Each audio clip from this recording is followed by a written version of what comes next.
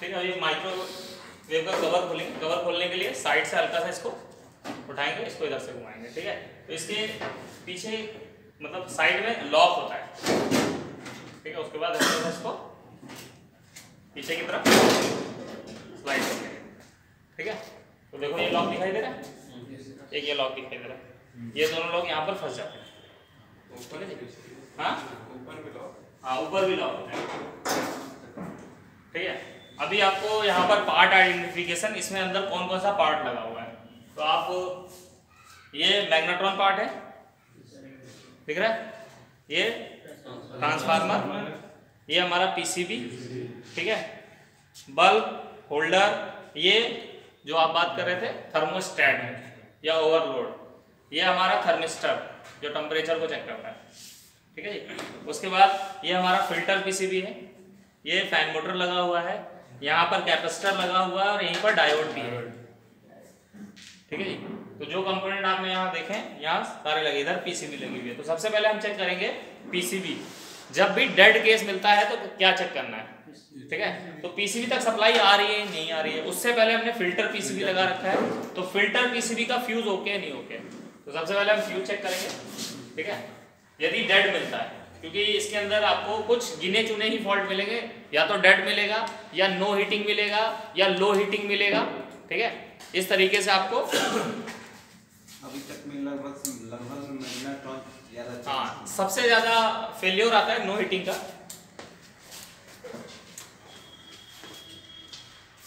तो no heating को कैसे चेक करेंगे। तो सबसे पहले हम बजर चेक करते हैं। तो ठीक है, बजर अगर ओके है, बजर मोड पे फ्यूज को जैसे चेक करते हैं। ठीक है जी। फ्यूज चेक करने के बाद अब इसमें हम देखेंगे पावर सप्लाई कहाँ जा रहा है। तो पावर सप्लाई का हमारा ये कनेक्टर है, इस कनेक्टर को बाहर कर लेंगे। तो यहाँ तक पावर सप्लाई आ रही है नहीं आ रही है। अगर ये पावर सप्लाई नहीं आएगी तो मतलब मेरे पीछे वायरिंग में कोई प्रॉब्लम है या ओएलपी गया हुआ है, क्योंकि ओवरलोड जो लगा होता है मेन में लगा होता है। तो ओवरलोड भी चेक कर लेंगे। ठीक है। तो ओवरलोड सही है। उसके बाद हम यहाँ पर क्या करेंगे, इसको लाइन न्यूट्रल चेक करेंगे। या दूसरा तरीका क्या है वायरिंग चेक करने का, हम बजर पे ही हमने उधर लाइन पे लगाया और इधर चेक कर लेंगे यहाँ तक क्वांटिटी आ रही है नहीं आ रही है। तो ये लाइन की क्वांटिटी आ रही है। नेक्स्ट इसी तरीके से हम चेक कर लेंगे ये न्यूट्रल की क्वांटिटी आ रही है। यदि ब्रेकेज होगा कहीं पर तो पता चल जाएगा कि वायरिंग में कोई दिक्कत है। ठीक है। तो मेरा वायर यहाँ तक कंप्लीट हो गया कि पीसीबी तक वायरिंग। अब हम दूसरा क्रॉस चेक करने के लिए वोल्टेज भी चेक करेंगे, वोल्टेज आ रही है नहीं आ रही है। ठीक है। तो हम इसको पिन को यहाँ पर लगा देंगे। ठीक है। पिन को लगाने के बाद इसको सेट करेंगे हम वोल्टेज मोड पे, एसी वोल्टेज। ठीक है। तो जब भी हम इसको ऑन करेंगे तो यहाँ पर वोल्टेज आना चाहिए। आ रही है वोल्टेज। यदि ये वोल्टेज आ रही है मतलब आपका वायरिंग ओके है, पीसीबी तक सप्लाई आ रही है। अब पीसीबी अगर नहीं ऑन होता है तो पीसीबी का प्रॉब्लम। ठीक है जी। तो पीसीबी चेक हो गया। पीसीबी डेड केस मिलता है या फिर किसी भी कंपोनेंट को आउटपुट नहीं देता है। तो आउटपुट नहीं देने के लिए रिले लगा रखा है। ठीक है। यदि रिले आउटपुट नहीं देगी तो उसको चेक करने के लिए जब भी मैं कोई मोड ऑपरेट करूंगा तो एक न्यूट्रल लूंगा और उस रिले पे चेक करूंगा। अगर रिले आउटपुट देगी तो फेस आएगा, यदि रिले आउटपुट नहीं देगी तो नहीं आएगा। ठीक है जी। तो ये अभी हमारा क्या चेक हो गया, पीसीबी। नेक्स्ट आता है ट्रांसफार्मर। क्या आता है, ट्रांसफार्मर। तो ट्रांसफार्मर को चेक करने के लिए हम इसका क्या चेक कर सकते हैं, resistance value. Resistance value check कर सकते हैं। ठीक है जी। कोई दिक्कत नहीं है, इस साइड से दिक्कत नहीं आ सकती। अब आएगा। ठीक है। आ जा तुम आ जाओ। नेक्स्ट हम चेक कर रहे हैं इसका ट्रांसफार्मर। थोड़ा सा फिक्स करना। तो ट्रांसफार्मर को हम चेक करेंगे ओम में, रेजिस्टेंस मोड पे। ठीक है जी। तो ट्रांसफार्मर की प्राइमरी और सेकेंडरी रेजिस्टेंस चेक होती है। ठीक है। तो प्राइमरी रेजिस्टेंस और सेकेंडरी रेजिस्टेंस के बीच में, वाइंडिंग के बीच में कुछ ना कुछ रेजिस्टेंस आना चाहिए। तो मुझे नोज प्लाट देना। जब भी इस पे कोई भी काम करोगे तो इसकी एज बहुत शार्प रहती है। ठीक है। तो कोशिश करो नोज प्लास से ही कोई थिम्बल निकालो, क्योंकि जब आप निकालोगे तो झटका लगेगा तो कट लग सकता है। ठीक है, इस चीज का ध्यान रखें, बहुत ज्यादा शार्प है।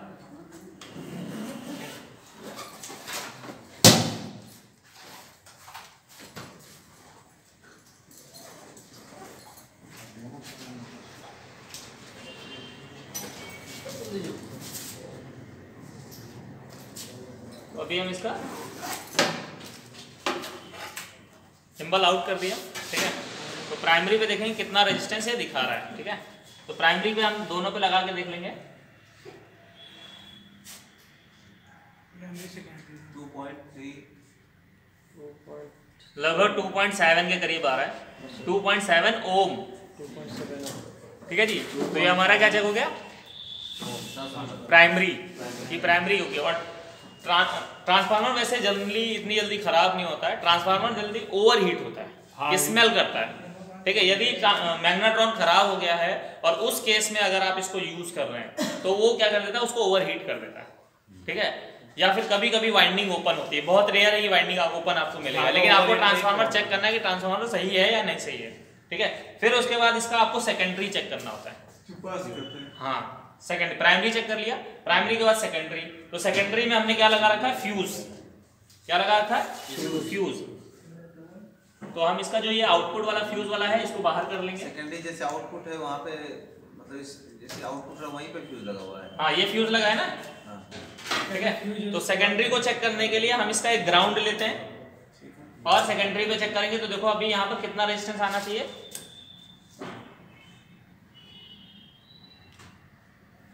लगभग 200 के करीब आता है, 185 और कम होगा,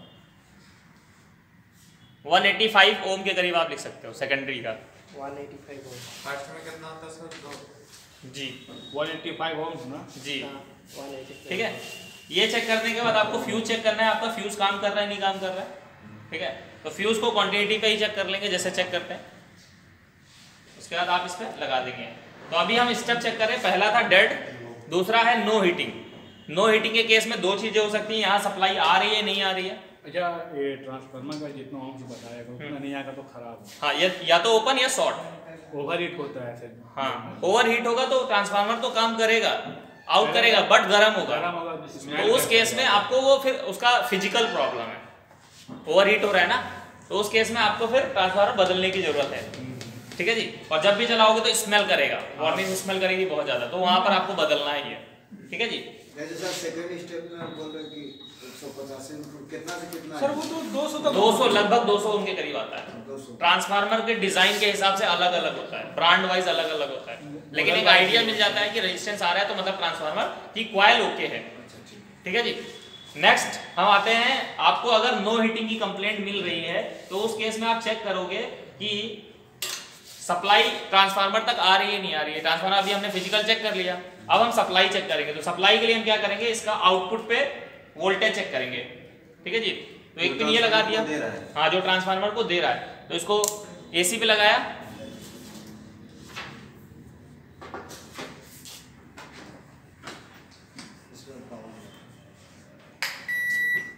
ठीक है जी, तो अभी इसको साइड में रख दिया, अभी हम स्टार्ट करेंगे, 2 मिनट।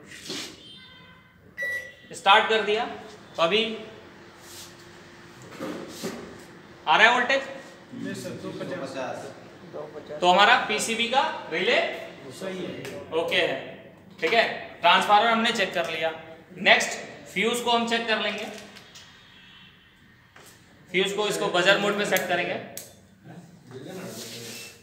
नहीं, ट्रांसफार्मर दोनों पॉइंट। ट्रांसफार्मर में जो सप्लाई आ रहा था उसी पे चेक करना है, अगर सप्लाई आ गई तो पीसीबी ने सही काम किया। 220 वोल्ट का। अब आते हैं अगला नेक्स्ट डबलर सर्किट। तो यहाँ पर हम फ्यूज चेक कर लेंगे, जिस जिस पॉइंट पे फ्यूज आ रहा है। ठीक है जी, हाँ। तो फ्यूज बता रहा है मतलब फ्यूज ओके है, यदि फ्यूज नहीं बता तो फ्यूज आपको चेंज करना पड़ेगा। नेक्स्ट अब आते हैं कैपेसिटर। तो कैपेसिटर को चेक करने के लिए रेजिस्टेंस बेसिकली कैपेसिटर को चेक करने के लिए कैपेसिटर में क्या होता है कि शॉर्टिंग नहीं बताना चाहिए, कैपेसिटर फूला हुआ नहीं होना चाहिए। ठीक है, कैपेसिटर शॉर्ट नहीं होना चाहिए और फूला हुआ नहीं होना चाहिए। जब भी चेक करोगे तो ये क्या करेगा, ओपन दिखाएगा। ठीक है, और एक्चुअल में अगर आपको चेक करना है तो आपके पास मेगा ओम का मीटर होना चाहिए। इसके अंदर 10 मेगा ओम की रेजिस्टेंस होती है। कितना? 10 मेगा ओम। उसके ऊपर लिखा भी होता है, बड़ा वाला स्क्रू ड्राइवर। ठीक है, तो अभी हम इसका डायोड चेक करेंगे। पहले ये सर अगर ये फूला हुआ होगा हाँ तो क्या तो लो हीटिंग कर देगा, तो चेंज करना होगा। तो चेंज करना है। यदि वो फूल जाता है तो चेंज करना है। और ये कैपेसिटर कितना एमएमटी का है? ये कैपेसिटी के हिसाब होता है 0.85 से लेके 1 MFD, 1.05, 1.10 MFD। अभी इसमें 1 MFD का लगा होगा, मे बी अभी खोल के चेक करते हैं। कैपेसिटर कितना लगा हुआ सर? अभी खोल के चेक कर लेते हैं। मॉडल वाइज अलग अलग सर होता क्या है। क्या नहीं होना चाहिए कैपेसिटर में? फूला कैपेसिटर को फूला हुआ नहीं होना चाहिए, कैपेसिटर को आपस में बजर नहीं बजना चाहिए, कंटिन्यूटी नहीं बता क्वांटिटी नहीं बताना चाहिए। ऐसा अगर बता रहा है तो नहीं खराब। तो अभी हमने कैपेसिटर को बाहर निकाल लिया। जब भी आप इसको खोलेंगे तो इसका कनेक्शन जरूर ध्यान रखना, ठीक है जी। कनेक्शन हमेशा इसका ध्यान रखना है कि जो कनेक्शन जहां पर लगा वहीं लगा। अगर कनेक्शन चेंज कर देंगे तो फ्यूज बार बार उड़ाने लगेगा, ठीक है। सिंगल रहता है। तो इसका ये सेकेंडरी वाला इधर अकेले लगता है और जो आउटपुट होता है वो इधर लगता है डायोड के साथ में, ठीक है। तो मैं कैपेसिटर को बाहर कर रहा हूँ। सेकेंडरी में एक फ्यूज से जुड़ेगा, दूसरा मैग्नेट्रॉन में जाएगा, दूसरा मैग्नेट्रॉन के आउटपुट से, ठीक है। आउटपुट से। तो ये हमने डायोड बाहर कर दिया, ठीक है। डायोड को चेक करने का तरीका भी आपको बताएंगे। अभी मैं बता रहा था, ये देखो 1.15 MFD का है, इस पे लिखा हुआ है 1.15 MFD। तो अभी हम इसका देख लेते हैं इतना MFD बता रहा है नहीं बता रहा है, 1.15। ठीक है। तो जब भी कैपेसिटर को चेक करेंगे तो हमेशा उसको पहले सॉर्ट कर लेंगे, कहीं चार्ज तो नहीं है, ठीक है। अगर आप बिना सॉर्ट करे चेक करेंगे मीटर से तो मीटर खराब कर सकता है, ठीक है। तो पहले सॉर्टिंग करना जरूरी है। उसके बाद हम चेक करेंगे इसका MFD, इतने MFD है या नहीं है। तो 1.1, ठीक है। तो MFD लगभग, क्योंकि जितना भी लिखा होता है उसका प्लस माइनस 3% इसमें दिया हुआ है, ठीक है। तो कैपेसिटर दिखा रहा है। दूसरा हम इसको बजर पे चेक करेंगे, कहीं बजर तो नहीं बता रहा है। बच के तुरंत हट जाता है। नहीं, बजर नहीं बजना चाहिए। यदि बजर बज गया तो खराब है। आपस में कहीं ना कहीं बजर नहीं बज रहा है, ग्राउंड नहीं होना चाहिए, फूला हुआ नहीं होना चाहिए। कैपेसिटर की टेस्टिंग यही है। और ज्यादा अगर डीप में टेस्टिंग करना चाहता हूं तो मैं मेगा ओम में सेट करके देख लेता हूं। जो 10 मेगा ओम की रेजिस्टेंस है वो बताता है नहीं बताता है, क्योंकि इसके बीच में देखो ये 10 मेगा ओम की रेजिस्टेंस लिखा हुआ है, ठीक है। तो 10 मेगा ओम है या नहीं है इसके अंदर। तो एक्चुअल टेस्टिंग आपकी कैपेसिटर की हो जाएगी।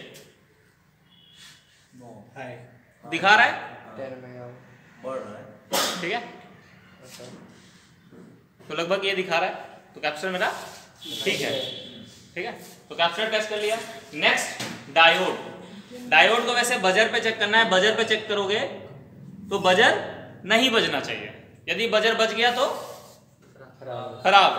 डायोड में से एक पॉजिटिव एक नेगेटिव। हाँ, एक तरफ पल्स को रोक देता है, एक पल्स को बाहर कर देता है। नहीं बज रहा है। दूसरा, ये डायोड सही है नहीं सही है। तो एक सिंपल सा तरीका है, जब भी मैं इसको 220 दूंगा तो मुझे इसका हाफ देना चाहिए, कम देना चाहिए।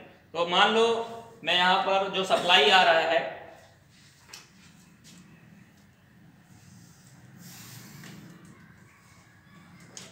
इसको सीधे बोर्ड में लगा के भी चेक कर सकते हैं। बोर्ड में लगाऊंगा और आउटपुट चेक कर लूंगा, ठीक है जी। तो ये बोर्ड में इन कर दिया, ठीक है जी। और पहले हम इनपुट वोल्टेज देखेंगे, ठीक है ना,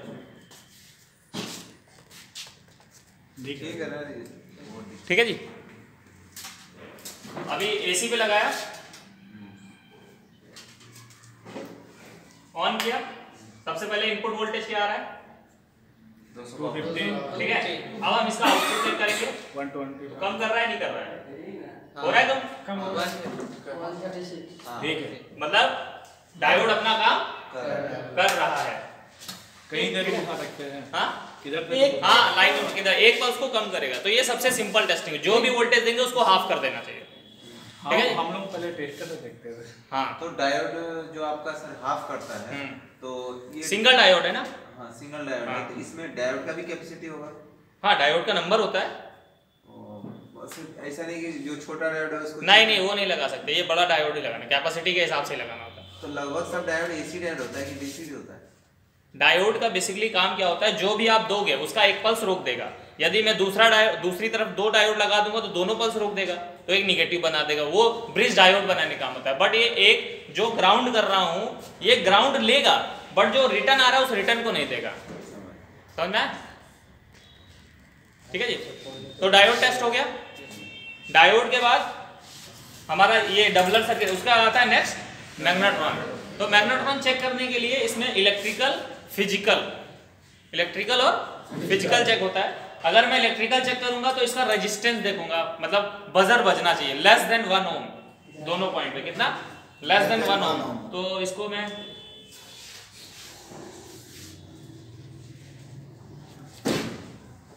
इसका थिम्बल थोड़ा टाइट रहता है और टाइट ही लगा होना चाहिए, यदि लूज होगा तो गर्म नहीं करेगा। तो इसको बजर पे सेट कर लेंगे।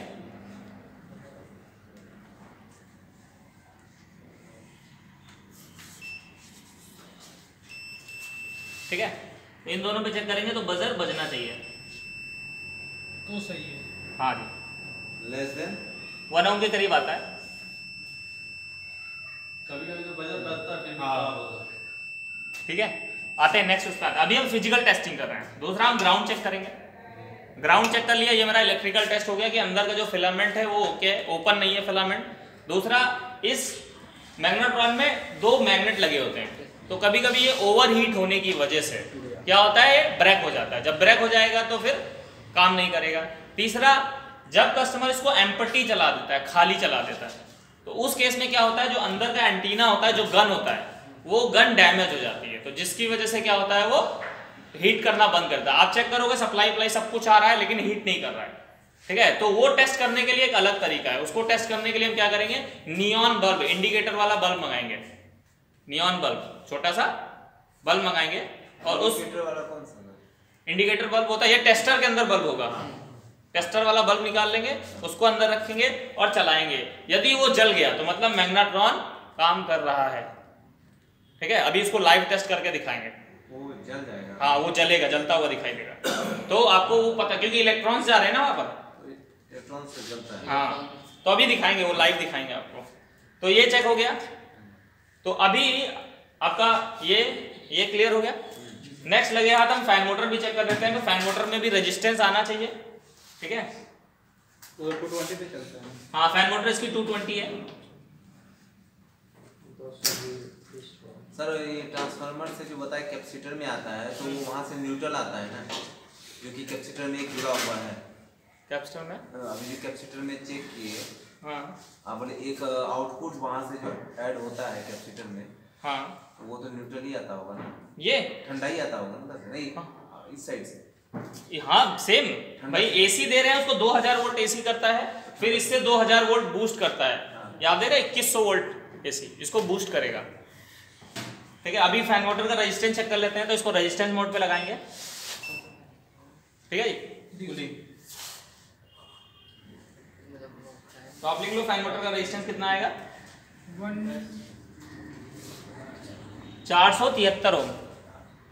400 सर ये डीसी है ना, ये एसी फैन मोटर एसी है, इसके अंदर डीसी सिर्फ सेंसर लगा हुआ है। डीसी क्या लगा है, सेंसर, जो 5 वोल्ट डीसी से ऑपरेट होता है। 473 ओम की मोटर लगी हुई है और वोल्टेज 220 से ऑपरेटिंग है। ठीक है जी, फिर आप ग्रिल हीटर चेक कर लीजिए।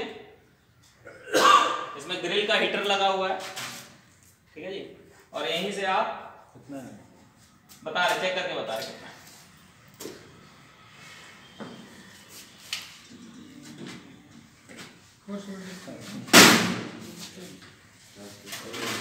ठीक है, तो ग्रिल का हीटर भी रेजिस्टेंस मोड पे चेक होगा। तो ग्रिल हीटर का रेजिस्टेंस नोट कर लीजिए, 50 ओम के करीब आएगा। कितना, 50 ओम। इसमें शो कर रहा है ना, ग्रिल हीटर भी sir 220 volt. Grill heater 220 volt.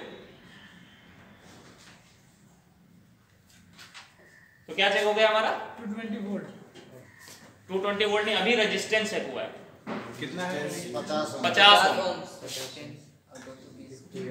ठीक है, सेम इसी तरीके से आप इसका चेक कर सकते हैं। फिल्टर जो कन्वेक्शन वाला है,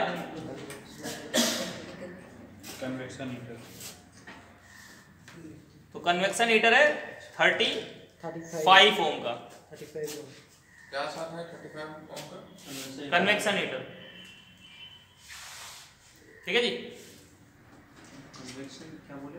कन्वेक्शन हीटर 35 ओम, ग्रिल हीटर 50 ओम। तो अभी कन्वेक्शन हीटर चेक हो गया और ग्रिल हीटर चेक हो गया, फैन मोटर चेक हो गया। अब कंपोनेंट लगभग हमने सारे चेक कर लिया। ठीक है जी, अब आपके पास एक कंफ्यूजन आएगा कि आपको सब कुछ सही मिल रहा है लेकिन फिर भी मैग्नेट्रॉन काम नहीं कर रहा है। ठीक है, तो जनरली टेक्नीशियन क्या करता है, सबसे पहले मैग्नेट्रॉन बदल के देखता है। तो एक वो सिचुएशन हो जाती है कभी कभी कि मैग्नेट्रॉन नया बदलने पे भी नहीं चलता है, तो उसको कैसे दूर करेंगे। ठीक है, तो उसके लिए सिंपल सा जो हम लोग फील्ड पे तरीका अपनाते हैं, उसके लिए क्या करना होता है, यदि यहाँ पर वोल्टेज आएगी, ये जो पिन है ना, यहाँ हम क्या करेंगे, छोटा सा फ्यूज लगाएंगे, छोटा सा फ्यूज लगाएंगे और माइक्रोवेव को चलाएंगे। जैसे ही सप्लाई आएगी तो फ्यूज ब्लोन अप हो जाएगा क्योंकि बहुत हाई वोल्टेज है, तो मेरा कंफर्म हो जाएगा कि नीचे से वोल्टेज बन रही है। आप मैग्नेट्रॉन बदल दीजिए, प्रॉब्लम रिजॉल्व। ठीक है जी, तो इसको अभी लाइव करके देखेंगे। एक फ्यूज वायर निकालना उसमें से।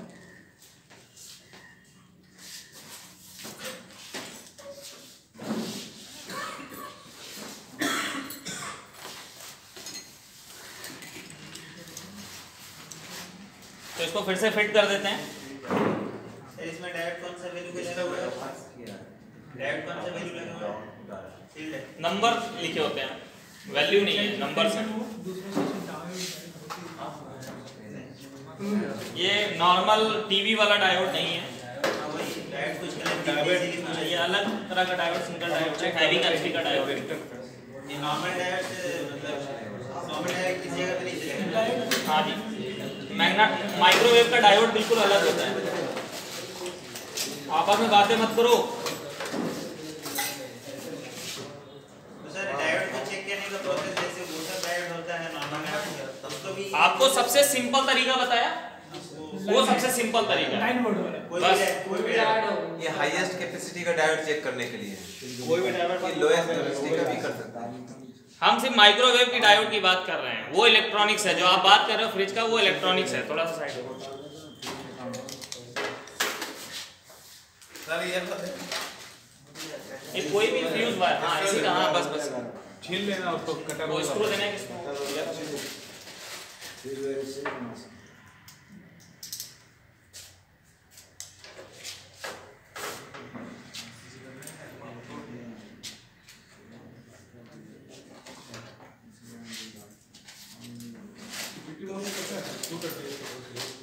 कौन है ना? क्या हो गया?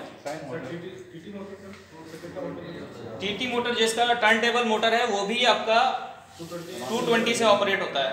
इसके अंदर सिर्फ थर्मिस्टर जो है वो आपका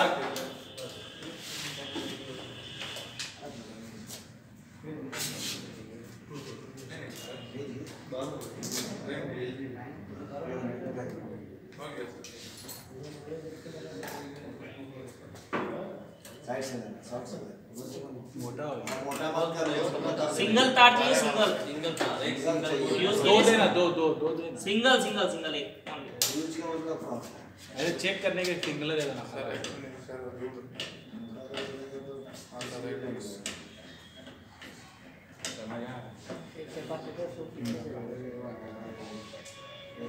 वन सेकंड।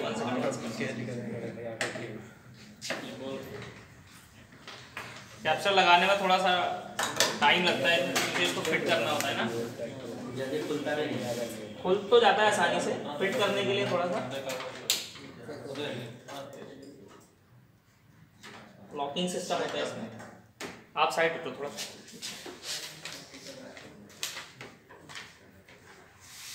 डिस्टर्ब करता है।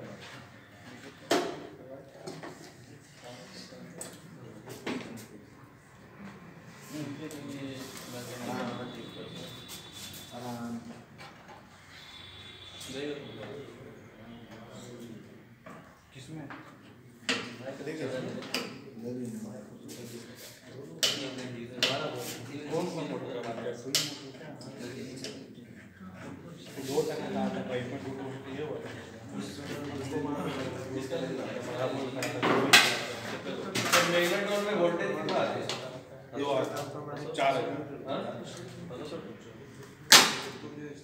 इसमें पर वाला डीसी मोटर नहीं है।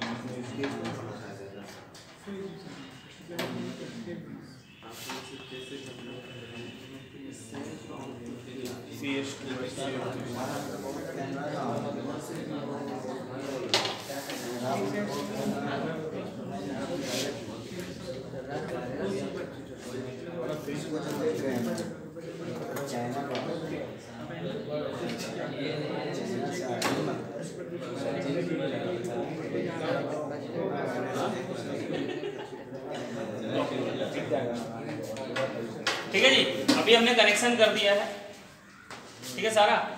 अब हम चेक करने जा रहे हैं यहाँ पर सप्लाई बन रही है नहीं बन रही है, ठीक है। तो कभी भी इसको मीटर से मत चेक कीजिए, ठीक है, मीटर से नहीं चेक करना चाहिए क्योंकि यहाँ पर बहुत हैवी वोल्टेज आता है, ठीक है। तो ये मैंने एक फ्यूज का वायर पतला सा लिया है, ठीक है। तो मैं क्या करूँगा, एक पॉइंट इसमें लगाऊंगा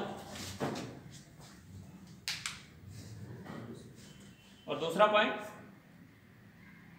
इसमें लगा दूंगा।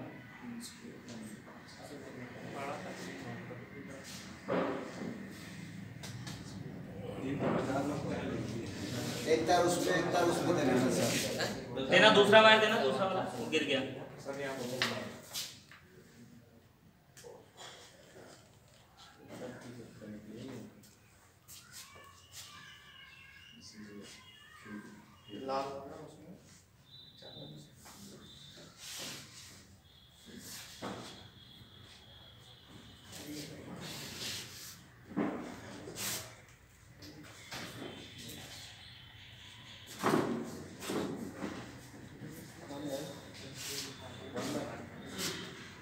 असल में इसको थिम्बल से टच करना होगा, नहीं टच होगा तो फिर ये जलेगा नहीं।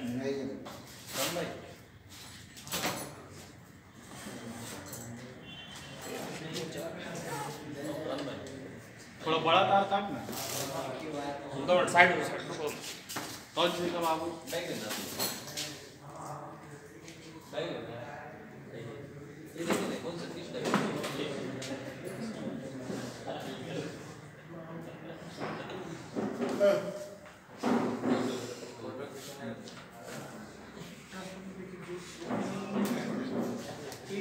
ठीक है, ये लगा दिया है। अब माइक्रोवेव को चालू करने जाना, थोड़ा सा दूर हट जाना। हट जा बाबू, पीछे थोड़ा सा दूर हट जाओ, ठीक है। अब स्टार्ट का बटन दबाओ। रुको 2 मिनट 2 मिनट 2 मिनट।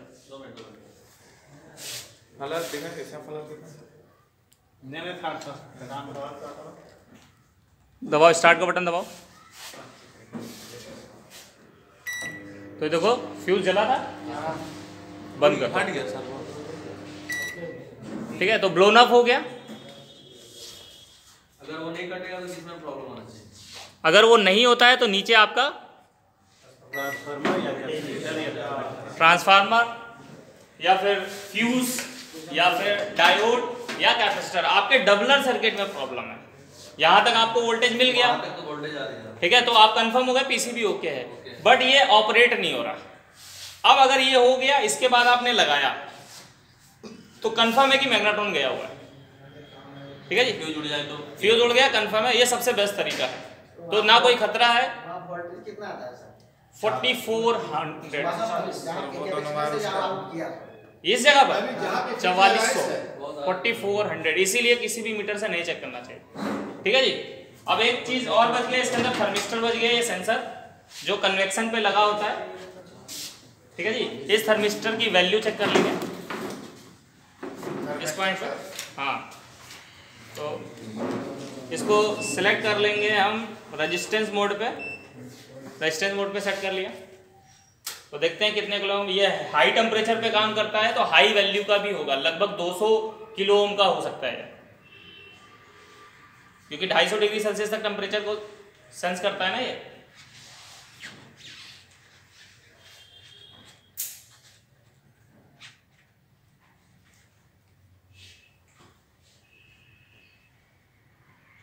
तो सेंसर छोटा है इसलिए पिन लगाने में थोड़ा सा टाइम लगेगा। फ्यूज और बांध लीजिए सर उस पे नोक पे किस पे? मल्टीमीटर। नहीं हो जाएगा हो जाएगा हो जाएगा।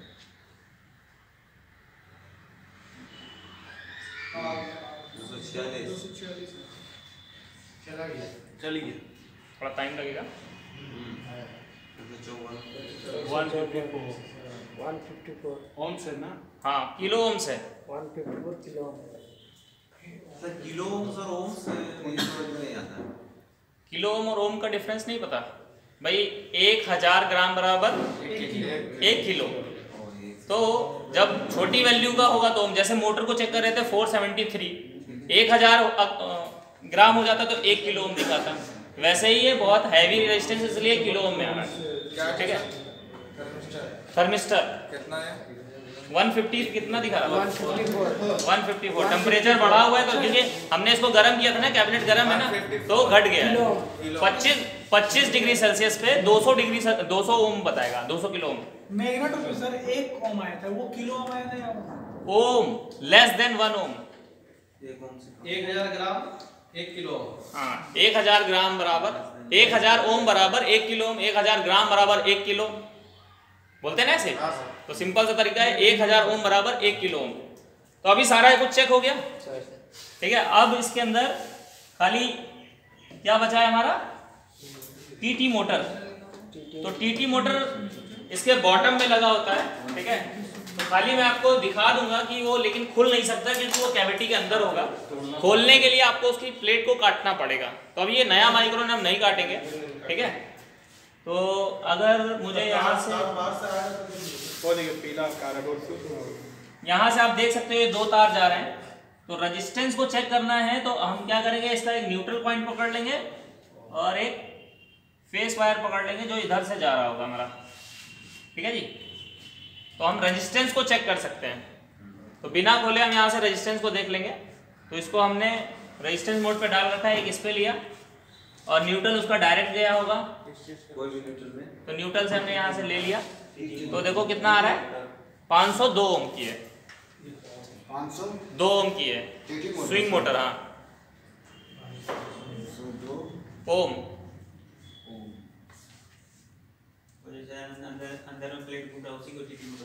हाँ जो प्लेट को घुमाता है ना स्विंग मोटर, जैसे आपने विंडो इसी में देखा है ना, स्विंग को घुमाता है, वैसे ही इसके अंदर भी स्विंग मोटर लगा हुआ। ठीक है जी। खोलने का तरीका बता देते कैसे खुलेगा।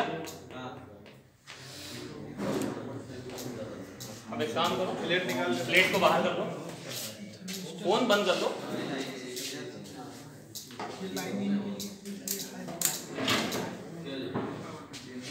जब भी माइक्रोवेव को थोड़ा सा भी आप ऊपर नीचे करो तो प्लेट का खास ख्याल रखो, प्लेट टूट सकता है। ठीक है। तो सिर्फ मैं आपको दिखाने के